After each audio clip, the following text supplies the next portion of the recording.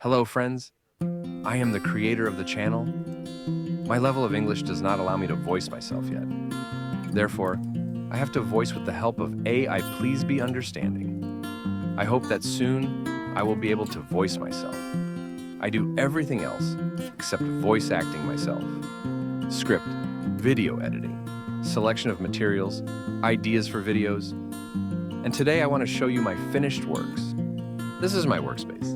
Recently set it up on the loggia. One of my first models is Truck from ICM. In the original, it was an emergency vehicle, but I converted it into a special medical car. You may not have known, but in the USSR and post-Soviet countries, there was a service that took heavily drunk citizens to special institutions. There, they would sober up, get a fine, and get out. This car is just from that service. On this model, I used an airbrush for the first time and tried my hand at visoring.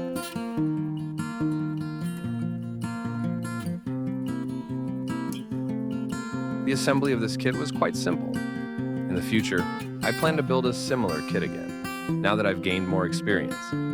However, this time, I'll probably go for a fire truck based on the same chassis instead of a regular truck. After building this kit, I started placing all my models on diorama bases. I realized that a single model without a surrounding environment feels incomplete.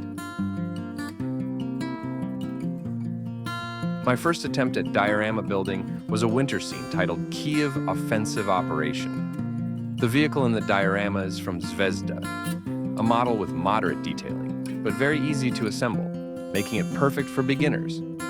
I created the snow using wood glue and baking soda, and the road sign was also handmade. Unfortunately, the snowman lost its head. If I can't find it, I'll sculpt a new one, no big deal. At the time, I was very proud of this diorama. Of course, now I notice some mistakes, but overall, I'd rate my work as satisfactory. I was especially proud that I was able to make an icicle out of clear sprue. Next, I worked on a kit from Italeri, a diorama titled Dogfight. You might wonder why it's called Dogfight if the vehicles are land-based. The key lies in the figures. According to the scene, an officer is explaining the details of an aerial battle to his fellow travelers using hand gestures. This was my first experience with figures, as well as my first time using varnish. The vehicle itself was as simple as it gets, but the figures, even now, figures aren't easy for me. And back then, it felt like torture. That's why I always recommend beginners to start learning figure painting early. It's much harder than vehicles or armor and takes much longer to master. Overall, I really like this kit. As for the diorama, some people criticize the vehicle for being too glossy and not dusty enough. Looking back, I agree, I probably should have weathered it more.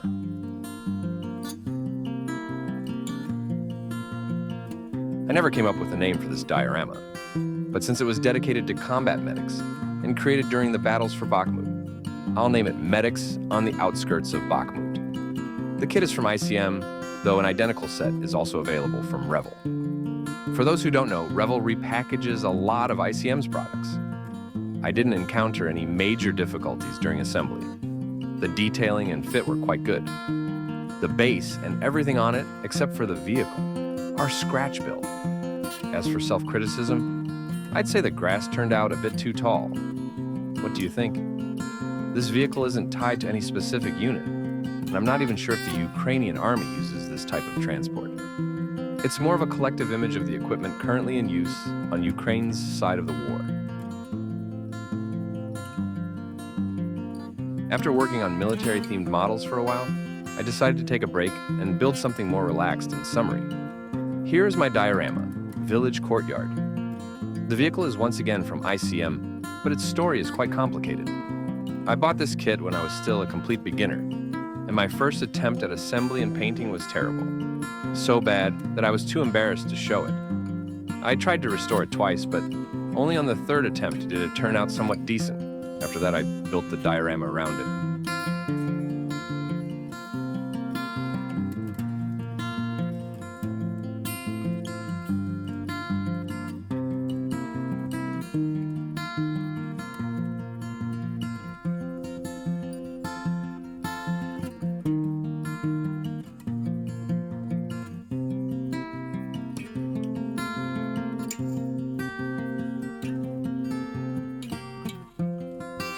My next project is also from ICM, a diorama titled Saving Lives.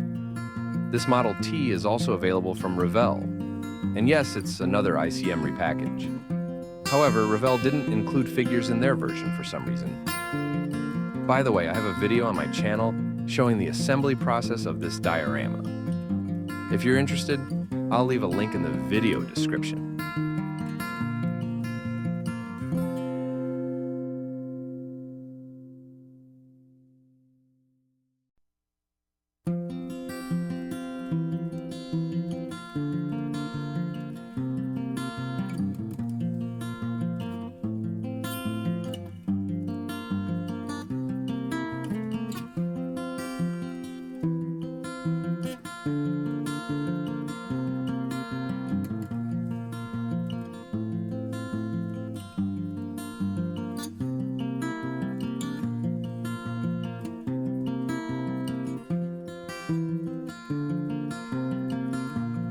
The next diorama is dedicated to the Chechen War. I titled this project, A Frosty January Morning in Chechnya. Instead of a video, I'll show photographs taken outdoors. I carefully chose the weather and time of day to capture the atmosphere as accurately as possible. And the atmosphere in Chechnya during the war was grim, cold, muddy, foggy, and damp.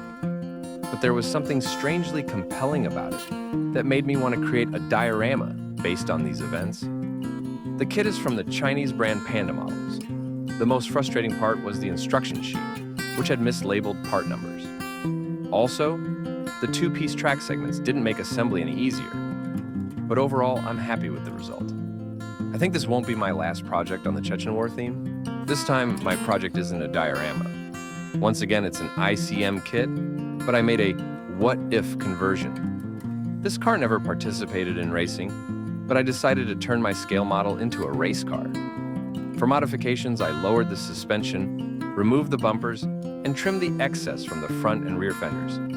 Also, I have to say, building a car in a glossy, clean finish is much harder than it seems. One mistake and the model is ruined. You can't just cover it up with dust and rust.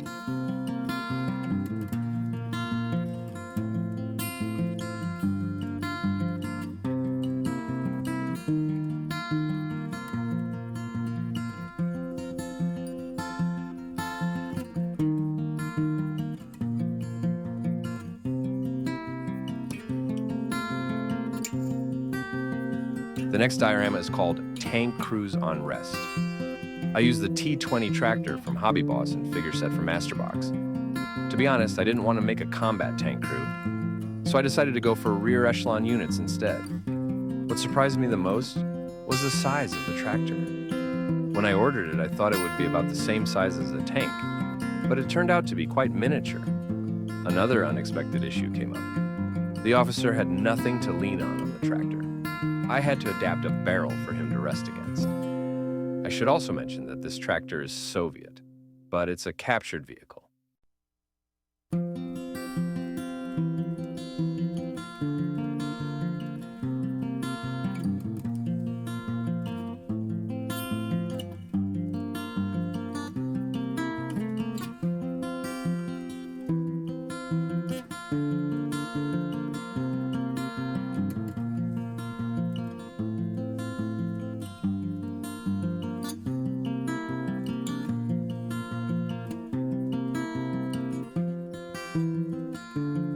The next diorama is called Post-Soviet Ghetto. The vehicle is from Trumpeter. Initially, I wanted to create a diorama about the Soviet serial killer Chikatilo, or more specifically, about those who were involved in his capture. But I couldn't come up with an interesting plot for the diorama, so I decided to go in a completely different direction and went with a gangster confrontation theme. In short, during the post-Soviet era, there was a massive surge in crime, and gangs were thriving. The diorama shows the aftermath of a gangster showdown. Everything except for the bus stop was scratch-built. I only painted the graffiti on the bus stop. But I think I'll come back to the subject of Chikatilo. By the way, there is a good series about these events. If you haven't seen it, I recommend it. Also on the channel, there's a video of the assembly of this diorama. The link will be in the description. Next up, mini art. The kit wasn't the easiest to assemble. Mini art is known for its small details, sometimes even a bit too small. Aside from freight streetcars, Mini Art also offers a line of passenger streetcars, but it was the freight version that caught my attention. The cable reels are also from Mini Art. During assembly, I had a dilemma. I couldn't decide what to load the streetcar with. Barrels felt too cliché, and planks had already been used. I had to choose between crushed stone and coils. As you can see, I went with the latter. The stand that came with the kit was just awful. It was too thin and all puffy. The molding quality was disgusting, which is not typical for Mini Art. It was so thin that it actually sagged under the weight of the streetcar.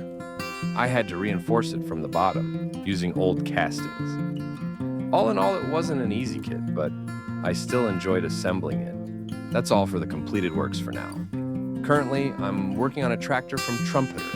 The assembly video will also be posted on the channel. I'm looking forward to your comments and feedback. Constructive criticism is always welcome, but please keep it respectful without name-calling or insults. That's all for today. Don't forget to subscribe to the channel, and see you next time.